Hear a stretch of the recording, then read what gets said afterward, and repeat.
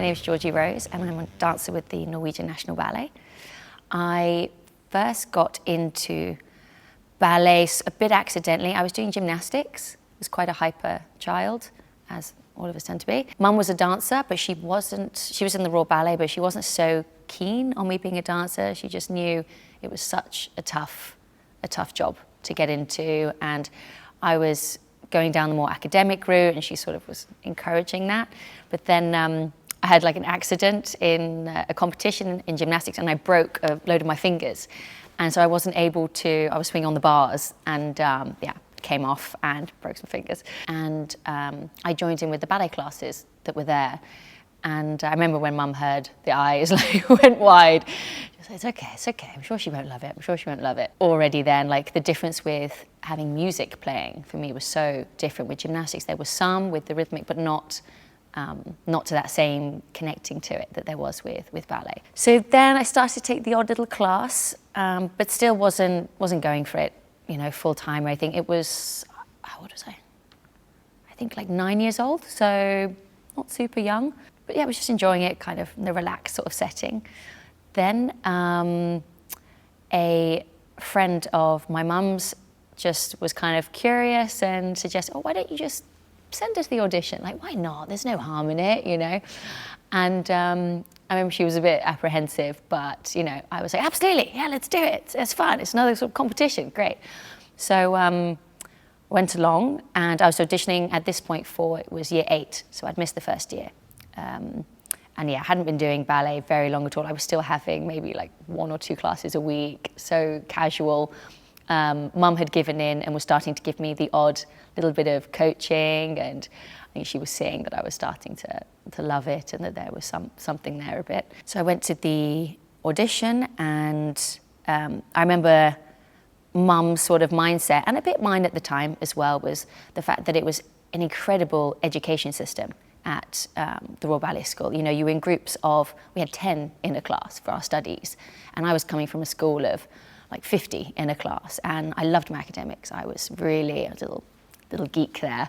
And I remember just saying, well, if you get in here and you get a scholarship and so on, even if you don't become a dancer, you know, it's an education that I wouldn't otherwise have been able to probably have. I do have like some gaps sort of in the memory from White Lodge, but I remember that audition day really vividly. I remember I was really excited. I remember turning up and suddenly being very aware of how little I'd been dancing compared to these other girls. Like, it was, yeah, that feeling was a bit like, oh, this is not quite what I was anticipating. And I remember in the audition, they suddenly said, you know, all right, girls, get your point shoes on. And my heart just fell. I owned a pair. I'd put them on maybe twice in my life. And all the girls ran to go and get their shoes. I hadn't even brought them into the room. They were in the changing room still. They were almost like a novelty at that point, you know, the point shoes. It was like a toy. So I remember running back to get them. My heart was racing, absolutely racing. And I came back into the room. I was like, what do I do? What do I do? At like, you know, 10 years old. And 11, sorry. And I went up to the sort of board of staff and Gaining Stock, Jay Jolly, you know, a few others. I was holding my shoes, and I remember just saying, so I've only ever put them on a few times, but I'll have a go. And they were so sweet, and they sort of looked over at me. They were like, it's okay, dear, just, you know, you do what you can do. That's fine, don't worry. And they were so lovely about it. And I did my little bits at the bar, maybe one little thing in the center, and then that was it. You know, I had to take them off. And I just remember coming out and thinking, that's it. I haven't got the job, I haven't got the place in the school, and yeah, that it was game over. I was distraught. So yeah, I ran out and said to Mum, that's it, it's over, we're going home. And I swear a tiny bit of her was relieved, I swear. But it takes a while for them to get back to you, and I remember the letter came, I wouldn't let anybody open it for like 2 days. It was there, and I didn't want to open it. I didn't realize I cared that much about it, you know. But it was that thing of also just making people proud, you know, and then I could decide later if I wanted to go or not. It was still that achievement like I wanted already at that age. Anyway, we opened it, and it's from that entire audition and thousands of people that went for it, I was the only one that got into that year. Of all those girls that had their shoes on, there was something that they liked, and that was a very special feeling. Another factor of sort of my mum getting worn down on the idea of me going was because she'd noticed I got diagnosed with Tourette syndrome at 7. And so I had these sort of physical tics and verbal, the odd verbal one, more like sounds. And she had noticed that the more and more I did ballet, the more I was able to have a control over my body. There was a calming element. There are some studies that have shown that music can have either very positive effect or negative effect. And lucky for me and my job, it's the first one. And so she, there were too many things. There was the fact that I really wanted to go, and I was loving this whole new world I suddenly stepped into quite quickly. I wanted the education, and she couldn't deny that it was already starting to calm the tics, and that was going to be very beneficial later in life, no matter what, So she lost that battle. Off to White Lodge I went. I'd come from being like a very, very outgoing, social kid. That was never a problem. And then Royal Ballet School, it took a little bit of a hit, just I didn't quite fit in. Maybe coming a year later didn't help because they'd already really found their groups. So I focused very much on the studies and, that side of things. And it was maybe a bit later at the upper school, they sort of opened up, again in that way. But it's, in a way, timing-wise, it worked well because I was very, very focused as a kid, I did find it hard. I think it all just happened very suddenly. And it was the being away from the friend group that I'd had. And I had one person in particular, it was like my other half, this other little redhead, it was quite the duo. And suddenly to not have her, and suddenly not to have this sort of group camaraderie that I was a bit used to, I missed home. I missed it a lot, really, really missed it. I also really struggled to sleep. And this is something I still have a bit now. Now I've adjusted, I'm used to it. But, being in a dormitory with so many people, you're in a room with, I can't remember exactly now, but it's at least 10 people to a room. Sundays it was a bit less, but from being growing up an only child, and suddenly there's a whole room of noises and people, and you're in a park, and it was just, it was thrust into this very different life. It was a good sort of experience, and teaching me to be away and also to be very independent. And that's something that it's a lesson I'm really glad I learned. I was aware that, Mum had been in the Royal Ballet, but she never really spoke about it much. So my first actual introduction still came from being in White Lodge, and that's the feeding school for the upper school and then for the Royal Ballet. And they take part with the school performances, and they have opportunities here at the Limbri, and it was the school défilé, which is something you have at the end of every year. That was, I think, my very first little insight into, theatre world. And I don't remember the specifics, but I remember that moment being on stage and thinking how incredible it felt. I loved that you couldn't see people's faces. Loved that, because I was in my own little world up there. Absolutely, it was so refreshing, It stopped me overthinking things a bit, even as a kid. And I remember it was a few years down the line, I remember I had braces, and I remember that there was this article that came out of Dance Europe or one of those saying, New Dancing Times, saying Georgie Rose grinning with her mouth full of metal or something. And it was, it wasn't a bad thing. It was very sweet, and even just getting noticed, it was like, oh, that feels nice, So yeah, it was an amazing place as a child to suddenly be on that stage. Incredible, and just feeling that pride from your parents. To be honest, the overwhelming thing I was feeling was the pride from other people of seeing you up there.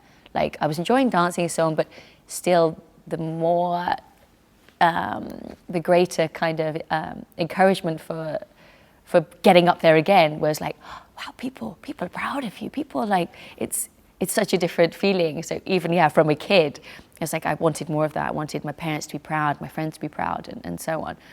still drives me a lot to this day. In your final year of the Royal Ballet School, I mean, every year you have an assessment, and people would be removed from the school and new people would be brought in. There's a constant sort of influx of change in that way, which for the dynamic of a group can be great, or it can be a bit, disruptive. But the transition from lower school to upper school is definitely the biggest shift, I think, in the people that you're with in your year. And I was lucky enough to get into the upper school, and there was a huge influx of new people that were coming from all over the world. We already were quite international at the school, but this group came from very different backgrounds and schooling, and that was quite exciting. And that's when, again, socially, I started to sort of open up again. I wanted to know about these people. They had interesting journeys, and so it was something, that brought me out of my shell again. So in the first year of upper school, and now it's different, but in my day, you stayed in Barons Court, it's a halfway boarding house. So you'll still sort of have a curfew, still monitored, you're still sharing a room with sharing with 3 or 4 girls. And that change living-wise wasn't so huge. Yes, I was going to school in Covent Garden, but I would just come home every day and go to bed. It wasn't the most exciting there. But after that, for the last 2 years, you got to live wherever you wanted. And that was when I developed a ridiculously close bond with one of the dancers. And I'm still, insanely close with them today. And life opened up a bit, for sure. Suddenly you're in the heart of London. You've gone from this bubble in Richmond Park. You are honestly locked in at night, and suddenly you're this mini adult, and that was a really exciting shift. I think even artistically and dance-wise, personally, might not be the same for everybody, but to have that freedom after work of living in Central as well, and then the fact that I'd opened up again, it was time to sort of reinvest in that side of my personality and my life, and a million more distractions, of course, but I also was getting to work much more with the company, especially in the last 2 years of school. There was a turning point, I remember, because you still do your A-levels. You don't do as many, but you still have your full education. Full education is just crammed into a shorter period of time, so you have this amount of hours for training needed. And I remember there was come to this point of, okay, I probably need to make a decision soon, because if I want to go more academically, I need to pick up some extra A-levels. Getting a few is great, but I'd need more if I want to study somewhere, with good quality. So that I was old enough, I had my space enough from the Richmond bubble to sort of really start to figure out what it was I wanted. And I worked hard still with the academics, but I had that little niggle that it was definitely the dancing was the way forward I wanted to pursue, and started to be very lucky to get to interact with the Royal Ballet company much more. Got to do the Swan Lakes, and got to do Bayadere Shades, which I remember that moment very specifically. There was just a few of us sort of covering, and White Lodge had really taught us the skill of being a cover. It's something that gets underestimated, and it's still a job. It's still really a role to be a good cover, and that was a little turning point in a way, because I knew what I was doing, and I remember they threw me in. Somebody went off, I think it was like a day before the premiere of Bayadere here at the Royal Opera House, and it was, we need a shade, and we need a tallish shade.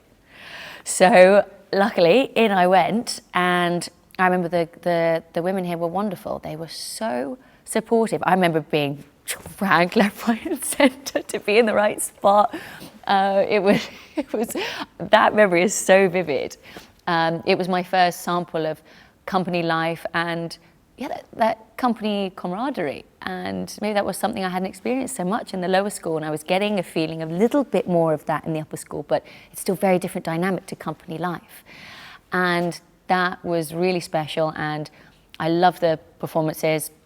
Again, parents were very proud, friends as well, and it was wonderful. I got to do a few more bits with the Royal Ballet School after that. Royal Ballet Company. I got to go with Carlos Acosta on his tour to Valencia. They were doing Apollo, and they took 2 of us with them to be the sort of maidens. And that was a really beautiful experience dancing at Valencia Opera House. It's stunning. Got to go on some tours with them, again doing the Swan Lakes. I remember getting very burnt and very told off on a Swan Lake tour. They had this bright red swan, not quite the look you want, never again. It was a really special time working with this company. The caliber of the dancing is incredible. It was inspirational, because growing up there, I wasn't so, I will admit, I was a bit naive and a bit ignorant in all the dancers that were around me. It was just sort of a day-by-day thing, and suddenly working with the company really opened my eyes to these dancers, and it made that, maybe it helped me make that final shift to, this is it, this is what I'm going for.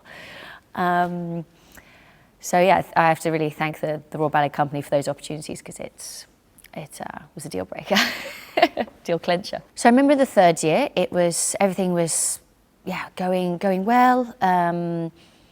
Still, maybe at one point I was finding a little bit the balance of London life plus school, but I was still on track. But I had the sort of final défilé, end of school performance time, which was done on the Royal Opera House stage, and it was really crunch time, and I had an accident in the studio a few weeks before, where I broke, I fell. It was a partnering thing. It was a Wayne McGregor, Kerry Nichols sort of collaboration thing, and lots of weight bearing, and at that point now I'm very used to partnering myself a lot. I have that background. At that time, I didn't have so much experience with partnering, and I was doing a step where I was partnering a man, and it was just a little bit too much weight in the wrong place, and the weight of 2 people, my ankle went over and snapped the bone. Healed perfectly, it was brilliant, but the timing was just not quite what I'd been, going for. It wasn't ideal. So I remember I tried to hide it, which wasn't smart. Of course, it was a no-go situation, but I was also scheduled to be going on tour with the Royal Ballet Company again, and Wayne McGregor had actually asked me to take part in a choreographic course that he was doing. It was just, universe, what are you doing to me right now? But now I see, it was all for a reason. As cliche as that sounds, but at the moment it was ouch, So that was me out for that period, and I realised that if I kept pushing as well, they said you're not going to come back. You could get through maybe like some shows, you could get through your school performance maybe, but you're going to be in trouble, and you're not going to dance well. So that was that. So after upper school, I took a break. I needed a little mental moment. I took a year and a bit off, worked in other bits and bobs, completely non-dance related. I think I took it as I was in mourning a little bit, all those years, go, bam, bam, bam, on track. Life is unpredictable, and that was my very first big, beautiful lesson in it. And again, in a way, it was great, because now when things happen, they've never hit me as hard as they did then, and I'm always just looking for the next window that's been opened. So it was weirdly a good thing. And wasn't sure what I wanted to do, but I knew I needed the mental break. I think a little bit of me was suspicious that I needed to miss it, and I knew I would. But in my head, it was like, free spirit, off I go. It's not my path. It wasn't meant to be. So I really knew that I wanted to stay living in London. So that meant earning money. So I started taking jobs. I was doing a hostess job in a club till 5 a.m. I'd start work bartending a bit the next day. I was actually living in a pub with my best friend at the time. So I'd work downstairs in the bar. Wasn't the best today. I had a habit of talking so much that I'd forget what they ordered. So I think they just humoured me by letting me keep working, to be honest, keep working there. The hosting thing was fine, because I already had that nocturnal thing where I don't need much sleep that I sort of had when I was younger. So that was fine, but it just felt empty. it had its moments, but it was really just for the sake of earning money to be able to pay rent and stay in London. So when I left, I needed that distance from the ballet world, needed it to miss it. And except for the one friend that I was very close with, but they didn't have a sort of very ballet obsessed mentality. And that was quite a good influence on me to help me open it out, you know, to remember that it means a hell of a lot, but life does also go on. And so I'm very grateful I had them with me at that time. I did cut out quite a lot of people in that period, and it was a bit of a personality trait generally that when things aren't going great, I do go into a bit of a recluse. I don't want to share everything with the world in that. It's not how I deal with things. You can have one person, maybe you lean on a little, but even then, not too much. Everyone has their own things going on. So I didn't speak to really anybody. In fact, I didn't even speak to my parents for a year. And I apologized to them for that. Gosh, they must have found it hard, but they gave me the space. They had seen the independence as a child, and they assumed and hoped it was just another one of those phases, just for a bit longer. They didn't know what was going on for a year. I was out, you know, sort of figuring my stuff out, paying rent, paying the bills. And then after a year, actually a bit longer, that niggle started to come back of, but I need more. And I was missing just moving, you know, and I'd noticed my tics had started to creep back in. They really, really had. And I listened to music 24/7. It wasn't, that's still a part of it, but it was clearly the dancing that was that awareness of our muscles that dancers have that is so intricate, that it's honed to such a finite sort of feeling that, you know, we're aware of what our little finger is doing, you know, in a port de bras. So without that on a daily basis, you know, they started to creep back in. And maybe that was another little kick up the backside. Be like, right, okay, what's next, Georgie? What is next? And funny enough, I got a call from Galen Stock, director at the time still. And I can't remember exactly what the call was. It was a bit of a blur and it really caught me off guard. But it was something just along the lines of like, what are you doing right now? Like, where are you? Because everybody stays on the radar generally when they leave Royal Ballet School, at least a little bit, even if you don't go to all the big major ballet companies. And I'd sort of vanished. So even just that slight reaching out of somebody from that world sort of zapped me back in a little. I'm not saying I ran back into it, you know, all excited, but it was that little inkling of, okay, yes, maybe this is the moment to at least open my eyes again. Just open the door like a teeny bit, have a little glance, you know. By the end of that sort of year, I was already reaching out again to my parents. When I say reaching out, I just mean picking up the phone. But we'd got back in touch a little bit more, and I remember sort of hinting to Mum that there was a little bit of curiosity back in the body. I mean, I'd kept going with a bit of gym and so on just because I needed to stay physical. Like, I feel personally when you've been training since the age of 9 to suddenly do nothing, too much energy. Of course it's going to come out my tics, you know. So I'd kept, you know, relatively fit, but of course training gym fit is a very different fit to ballet fit. I'm lucky that my muscle fibers and everything is quite elastic, so I hadn't lost too much flexibility or anything, but of course I needed some training. And I remember sort of slowly hinting towards Mum. So, I mean, I didn't have the confidence to just go to Pineapple or Danceworks even straight away. I just wanted to see if I could still do anything, you know? Is there something there? Have I left it too long? And I remember getting in the studio with her, and we were in one of these sort of cold church hall type things with a concrete floor, and getting back into it and it not feeling so bad. The foot never gave me a single bit of problem. It had healed brilliantly, which was fantastic. And yeah, a few lessons with Mum. She is an incredible teacher. She taught a few people here in the company. And she does have a way of focusing very much on the artistry, and so sometimes those technical things aren't overthought and they kind of can naturally come through. So I'm really glad that I started with Mum, because it stopped me panicking about the technique immediately.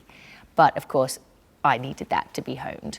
And so I started, ticking it over, started getting back into the training I would normally do for that, metatarsal exercises, all those things that, you don't do for normal training. I don't need my feet to be fit if I'm, gymming. Got the point shoes on again, and it was, weirdly enough, and this bit we don't quite understand.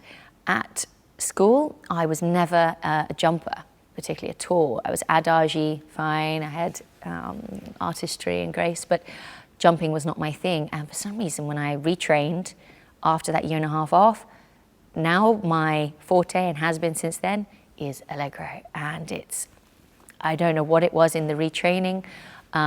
Maybe there was a slight sense of freedom and not overthinking some of it. I have to think very hard technically with many things, but with jumping, there was a freedom. Maybe it was just missing the darn thing. I don't know what it was, but I came back with more Allegro strength than I'd ever had as a child. And that was like a whole new world for me. It was almost a different kind of dancing I was doing. That power felt so exciting. And so that was almost a little sort of encouragement, just to sort of like, I want to see how this feels, to be fit, be on point, and be a jumper. That sounds great, I love this idea of being a little powerhouse, So that honestly alone got me into the dance classes that we're lucky to have here with Pineapple and Dance Works. You pay for these classes, and it's always a nice energy. You're with a group of people that are always very different. Most anybody can attend these classes, but I needed the space. I wanted a sprung floor. Maybe it was from training on concrete. Maybe I got my jump. I don't know. So suddenly being on these sprung floors it was fun. It was fun. Dancing had got steadily more and more pressurized. And of course, that can take away a little bit of that joy. And I felt like I'd got in touch with the artistic side and, a bit of the fun of it again. And with that came, technique that I actually don't think I had when I graduated. They'd given me an incredible foundation, but there was a little something that was missing that maybe I'd had when I was very young. So it was wonderful to tap into this, and great mentally to not feel like I'm crawling back into the world. I'm bursting back into it, a sort of new me, Cliche, sorry, but it's true. So it was exciting, very exciting. And from there, I started doing a few, I didn't audition for any companies. I just did the sort of freelancey bits, and I'm quite tall for a dancer in London. So, people like Darcy, it's incredible. There's not so many of that height here. And they'd always told me at school as well, you're going to have to go to America. Hands down, you can't stay here. But it's, but still, they gave me chances here. So I guess it wasn't too bad. But they said, if that doesn't happen, then you're going to need to go to America, or definitely somewhere where there's very, very tall boys, which Norway was perfect fit for in the end. I'm average height over there. I'm only just a big swan still. I'm just at the level where I'm still classified a big swan. I'm just under 5'8", So I started doing a lot of the operas here that needed dancers, because often you didn't need to be partnered. So it didn't matter if the one or two ballerinas were giants, it was fine. So that was lovely, it was great. I got to be in the Royal Opera House, I got to be in the Colosseum, Garsington, and all of these other places. They're beautiful stages. So I was really lucky to suddenly already be in quite an exposed, luxurious setting, for someone that's just coming back. And it built the confidence. Don't get me wrong, it took its hits, but I still, I guess, never had enough to try for a company. So yeah, the freelance scene I did for 5 years, a lot of hustle.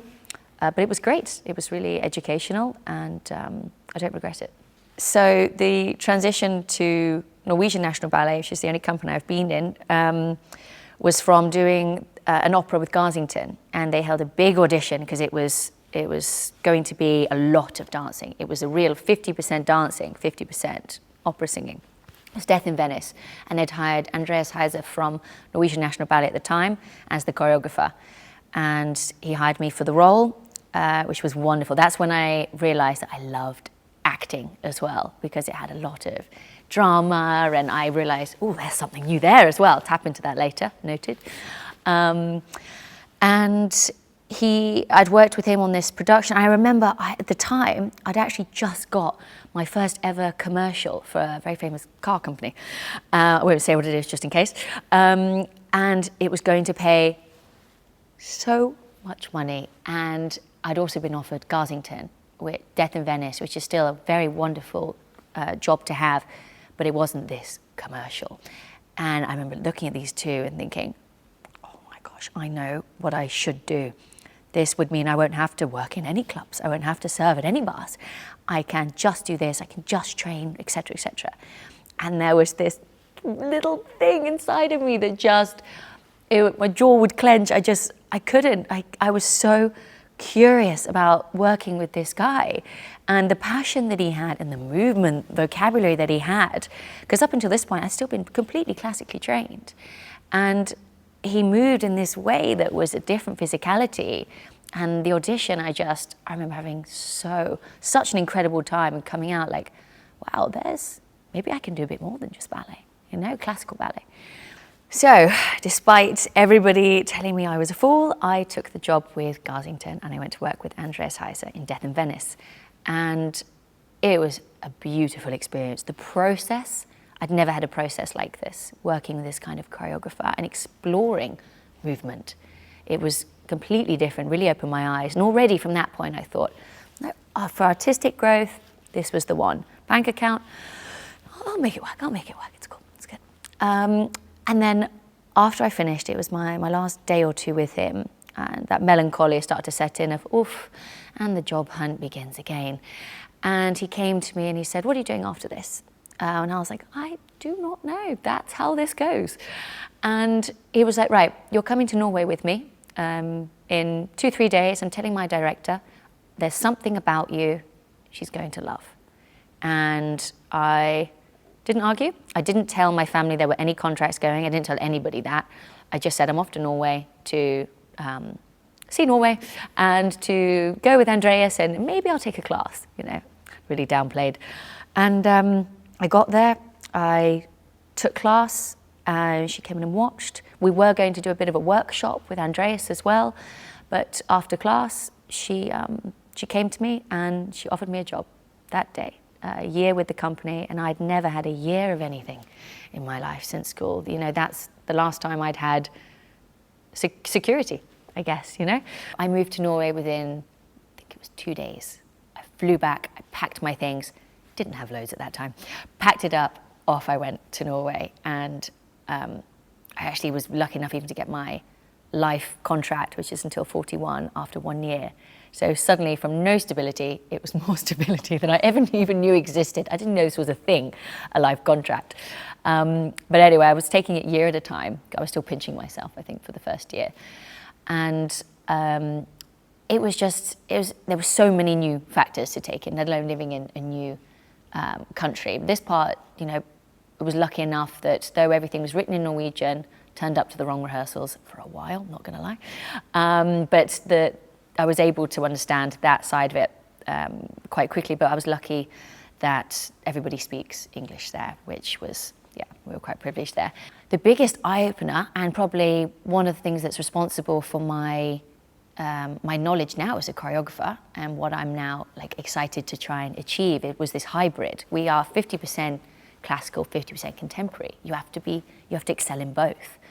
And we discovered that I was able to move, more unusually, but to what extent, I had no idea. And I was quite quickly trusted with some big Killian ballets, and they're still to this day some of the highlights of my career. Pity More, Sweet Dreams, Falling Angels is a fun one. And these roles, I was cast by, we had people from Killian Foundation come and cast us in these parts. So to have outside people then also come to Norway and still confirm that there's something there with this girl, was nice, because maybe I just thought, okay, the director likes me, brilliant, but maybe no one else does, maybe it's just her, How long can I keep it a secret that maybe I don't belong here? However, when people started to come in, it was really nice to get that extra bit of trust. It felt like constantly people taking a gamble on me. For whatever reason it was, I'm grateful. There was something about me that they wanted to see, that there was more. And this was where I had an express course in contemporary training, and we do lots of other more contemporary pieces as well. But this Killian was sort of that middle ground into classical lines and so on, but that more unusual physicality. And some of the parts I got to dance in his ballets are, as I said, to this day, really some of my highlights. With that, it's sort of, I was always a kid that was looking for the next thing and the future thing, and what the next step was. So once my vocabulary was so enriched by this abundance of new works, that I was suddenly exposed to, these incredible choreographers, mind was blown. I was soaking it up like a sponge. So I started to tap back into my choreographic mindset, which I'd had since a kid. And we have this thing called Raw. It's a platform for people wanting to have a go at choreography. It was performed on the Second Opera House stage, so still a beautiful place to have your work performed.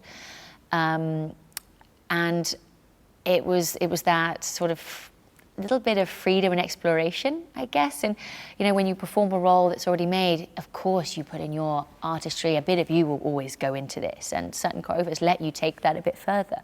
But the idea of being able to put a bit of my soul really up there was very exciting. And it was a different sort of freedom that maybe you don't have as much with when you're the dancer. And I made my first pas de deux. I danced it myself because I was too nervous to ask anybody to do it for me.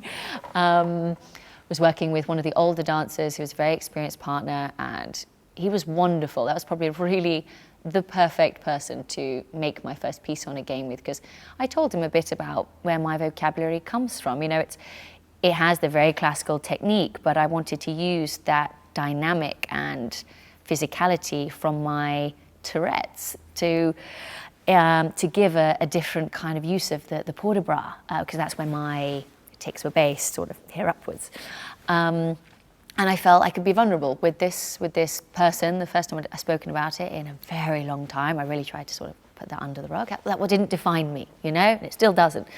But now I was getting to sort of embrace it a little bit and maybe rewrite a bit of history, that it was such a negative thing to have this, and it was, something to really hide and fight constantly. And suddenly, with choreography and that freedom of expression, there was no right or wrong in choreography. There was that blank page, and that was really, that got my blood going, and to work with this guy and to explain the reason behind the movement already helped us sort of connect.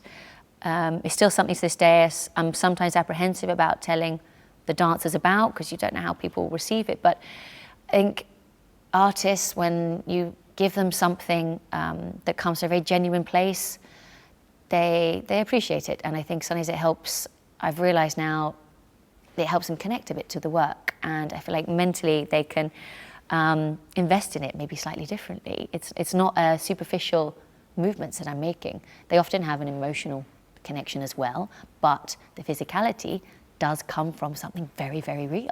It's never just a step for a step, So it was wonderful. Started, made this piece of choreography, loved it, enjoyed it. Still, wasn't, didn't decide, right, that's it for dancing, I'm off, I'm going to go do this full time.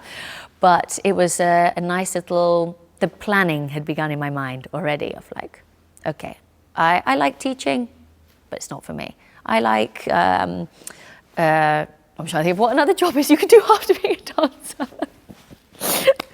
There are a few jobs that naturally seem like the progression after you've been a dancer. But choreography, already I had this inkling that this was the one I wanted to go for later. So then I did a Raw the next year. This time I didn't dance in it myself, which was nicer.